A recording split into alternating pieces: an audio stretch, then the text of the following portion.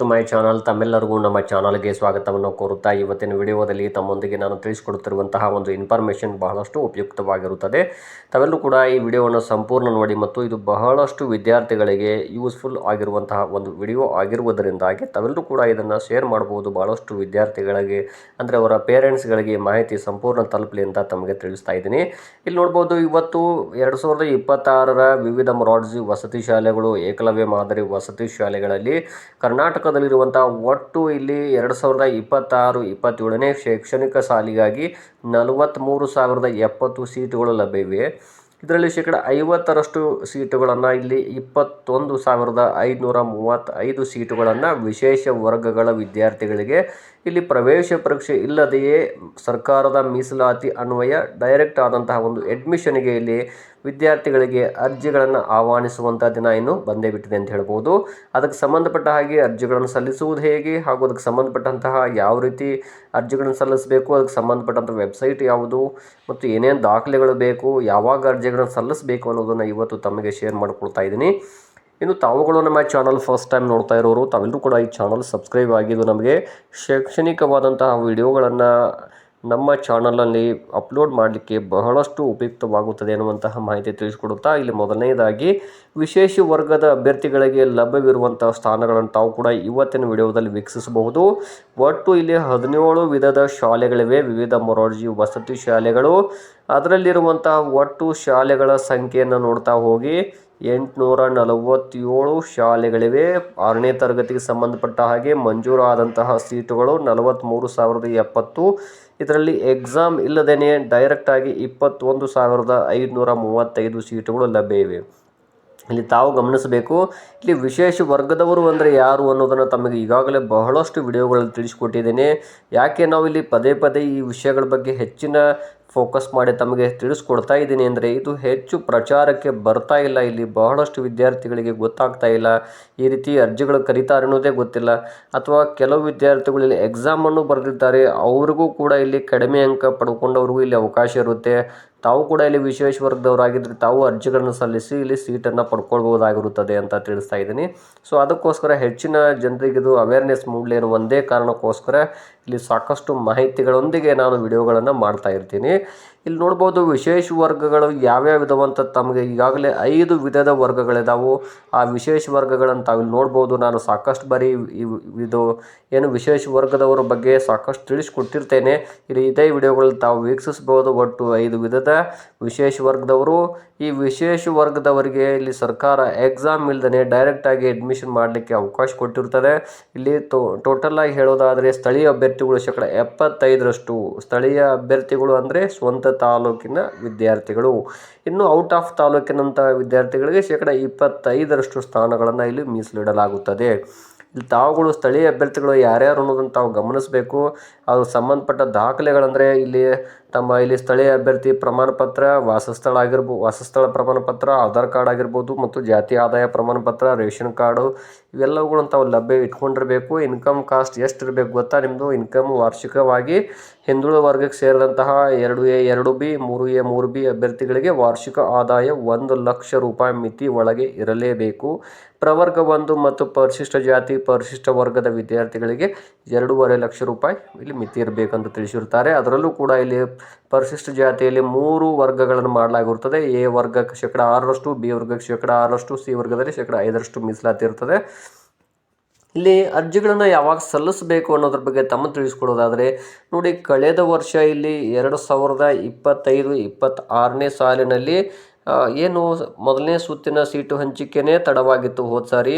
So April 21ರ ನಂತರನೇ ಇಲ್ಲಿ ಮೊದಲ ಸುತ್ತಿನ ಸೀಟು ಹಂಚಿಕೆಗೆ ಲಿಸ್ಟ್ ಬಿಡಲಾಗಿತ್ತು ಮತ್ತು ಏಪ್ರಿಲ್ 28ರವರೆಗೂ ಕೂಡ ಅವರಿಗೆ ಅವಕಾಶ ನೀಡಲಾಗಿತ್ತು ಅಡ್ಮಿಷನ್ ಮಾಡಲಿಕ್ಕೆ.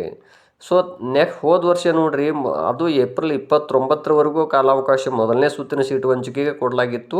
ಏಪ್ರಿಲ್ 29ಕ್ಕೆ ಇಲ್ಲಿ ಉಚಿತವಾದಂತಹ ಎಕ್ಸಾಮ್ ಇಲ್ಲದೆ ಡೈರೆಕ್ಟಾಗಿ ಅಡ್ಮಿಷನ್ ಮಾಡಲಿಕ್ಕೆ ಅರ್ಜಿಗಳನ್ನು ಆಹ್ವಾನ ಮಾಡಲಾಗಿತ್ತು ಏಪ್ರಿಲ್ 29, 2025ರಂದು. ಈ ವರ್ಷ ನೋಡ್ಬೋದು ಈಗಾಗಲೇ ಅಂತಿಮ ಸುತ್ತಿನ ಸೀಟು ಅಂದರೆ ಅಂತಿಮವಾದಂತಹ ರಿಸಲ್ಟನ್ನು, ಅಂತಿಮವಾದಂಥ ಎಲಿಜಿಬಲ್ ಲಿಸ್ಟನ್ನು ಬಿಡುಗಡೆ ಮಾಡಲಾಗಿರುತ್ತದೆ. ಇನ್ನೇನು 3ರಿಂದ 4 ದಿನದ ಒಳಗಾಗಿ ಇಲ್ಲಿ ಮೊದಲ ಸುತ್ತಿನ ಸೀಟು ಹಂಚಿಕೆಯ ಲಿಸ್ಟ್ ಪ್ರಕಟಗೊಳ್ಳುತ್ತದೆ. ಅದು ಪ್ರಕಟಗೊಂಡ 1 ವಾರದ ಒಳಗಾಗಿಯೇ ತಮಗೆ ಅರ್ಜಿಗಳನ್ನು ಸಲ್ಲಿಸ್ತಾರೆ. ಅರ್ಜಿಗಳನ್ನು ಕರೀತಾರೆ. ಯಾಕೆಂದರೆ ಮೊದಲ ಸುತ್ತಿನಲ್ಲಿ ಎಷ್ಟು ಜನ ಅರ್ಜಿ ಹಾಕಿರ್ತೀರಿ ಅವ್ರವ್ರ ಮೀಸಲಾತಿ ಅನುಸಾರ ಅವ್ರದ್ದು ಕೌನ್ಸಿಲಿಂಗ್ ಲಿಸ್ಟನ್ನು ಕರೀತಾರೆ. ಸೆಲೆಕ್ಟ್ ಆದಂಥ ವಿದ್ಯಾರ್ಥಿಗಳದ್ದು ಅವರಿಗೆ 1 ವಾರಗಳ ಕಾಲ ಇಲ್ಲಿ ಅಡ್ಮಿಷನ್ ಮಾಡಲಿಕ್ಕೆ ಕಾಲಾವಕಾಶವನ್ನು ಕೊಡಲಾಗುತ್ತೆ. ತಾವುಗಳಲ್ಲಿ ಅಡ್ಮಿಷನ್ ಮಾಡುವ ಸಮಯದ ಒಂದು ಅಂತಿಮ ದಿನ ಬಂದ ಕೂಡಲೇ ತಮಗಿಲ್ಲಿ ವಿಶೇಷ ವರ್ಗದವರಿಗೆ ಡೈರೆಕ್ಟ್ ಅಡ್ಮಿಷನ್ಗೆ ಅರ್ಜಿ ಕರೀತಾರೆ. ಹಾಗಾದರೆ ಯಾವ ವೆಬ್ಸೈಟ್ ಮೂಲಕ ತಾವುಗಳು ಅರ್ಜಿ ಸಲ್ಲಿಸಬೇಕು ಅನ್ನೋದನ್ನು ಇವತ್ತಿನ ವಿಡಿಯೋದಲ್ಲಿ ನೋಡ್ಬೋದು. ತಾವು ಕರ್ನಾಟಕ ವಸತಿ ಶಿಕ್ಷಣ ಸಂಸ್ಥೆಗಳ ಸಂಘದ ಅಧಿಕೃತ ವೆಬ್ಸೈಟ್. ತಾವು ಏನು ಮಾಡಿ ಸಿಂಪಲ್ ಆಗಿ ಇದನ್ನು ಅಡ್ವಾನ್ಸ್ ತಿಳಿಸ್ಕೊಡ್ತಾ ಇದ್ದೀನಿ. ತಾವೆಲ್ಲರೂ ಕೂಡ ಪ್ರತಿನಿತ್ಯ ಚೆಕ್ ಮಾಡ್ಕೊಳ್ತಾ ಇರಿ ಯಾವಾಗ ಅರ್ಜಿ ಕರೀತಾರೆ ಇಲ್ಲವಂತ.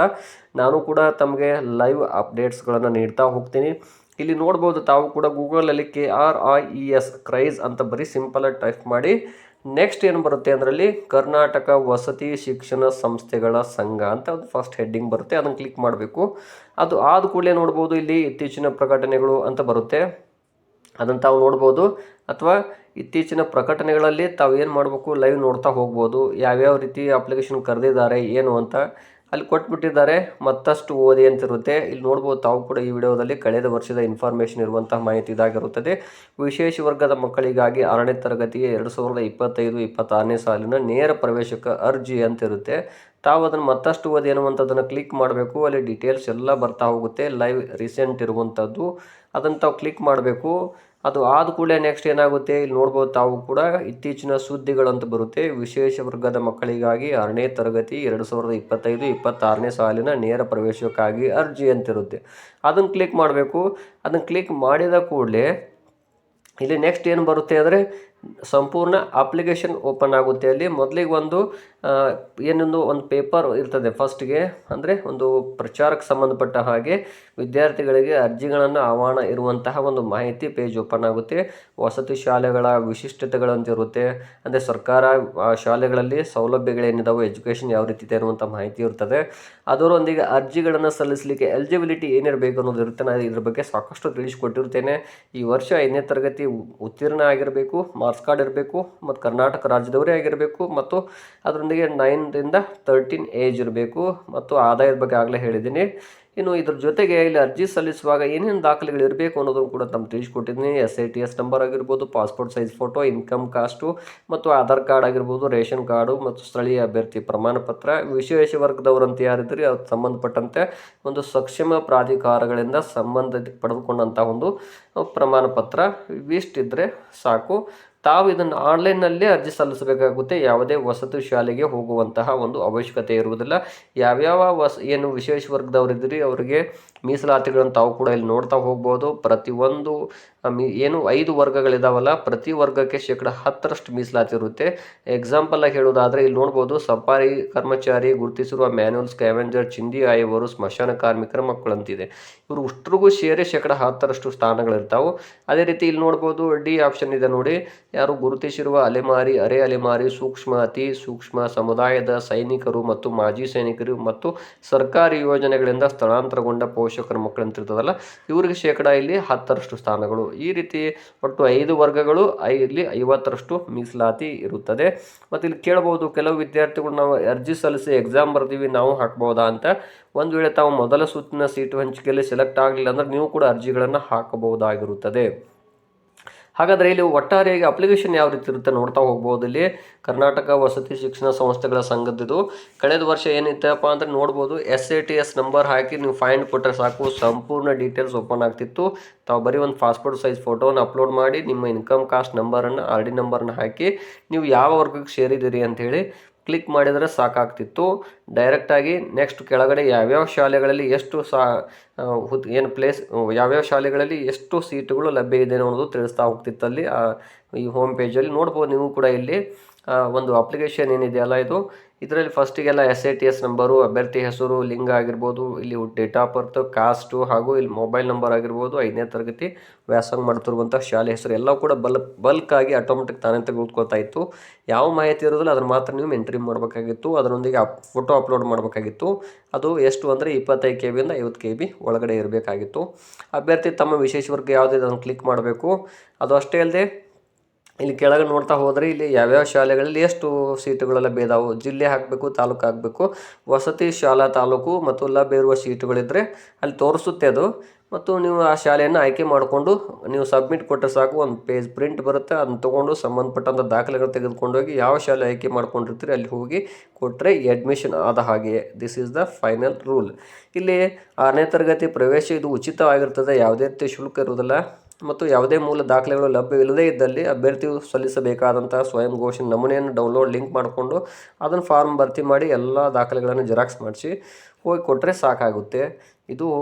ಇದೇನಪ್ಪ ಅಂದರೆ ಅಡ್ಮಿಷನ್ಗೆ ಸಂಬಂಧಪಟ್ಟಂಥ ಒಂದು ಅಪ್ಲಿಕೇಶನ್ ಫಾರ್ಮ್ ಈ ರೀತಿ ಇರುತ್ತೆ. ಇನ್ನೇನು ಕೆಲವೇ ದಿನಗಳಲ್ಲಿ ಅಪ್ಲಿಕೇಶನ್ ಕಾಲಾಗುತ್ತೆ. ಯಾಕಂದರೆ 2026-27ನೇ ಶೈಕ್ಷಣಿಕ ಸಾಲಿನ ಮೊದಲನೇ ಸುತ್ತಿನ ಸೀಟು ಹಂಚಿಕೆ ಇನ್ನು 3-4 ದಿನಗಳಲ್ಲಿ ಕಾಲಾಗ್ತದೆ. ಅಂದರೆ ಲಿಸ್ಟ್ ಬಿಡುಗಡೆ ಆಗುತ್ತೆ. ಅವ್ರಿಗೆ ಒಂದು ವಾರ ಅಡ್ಮಿಷನ್ ಮಾಡಲಿಕ್ಕೆ ಟೈಮ್ ಇರುತ್ತೆ. ಅಷ್ಟರೊಳಗಾಗಿ ನಿಮಗೂ ಕೂಡ ಕಾಲಾಗ್ತದೆ. ನಾನು ಕೂಡ ಲೈವ್ ಅಪ್ಡೇಟ್ಸ್ಗಳನ್ನ ತಮಗೆ ನೀಡ್ತಾ ಹೋಗ್ತೀನಿ. ತಾವುಗಳು ಕೂಡ ನಮ್ಮ ಚಾನಲ್ನ ಲೈವ್ ನೋಡ್ತಾ ಇರಿ ಮತ್ತು ಸಬ್ಸ್ಕ್ರೈಬ್ ಆಗಿ ಬೆಲ್ ಐಕನ್ ಪ್ರೆಸ್ ಮಾಡ್ಕೊಳ್ಳಿ.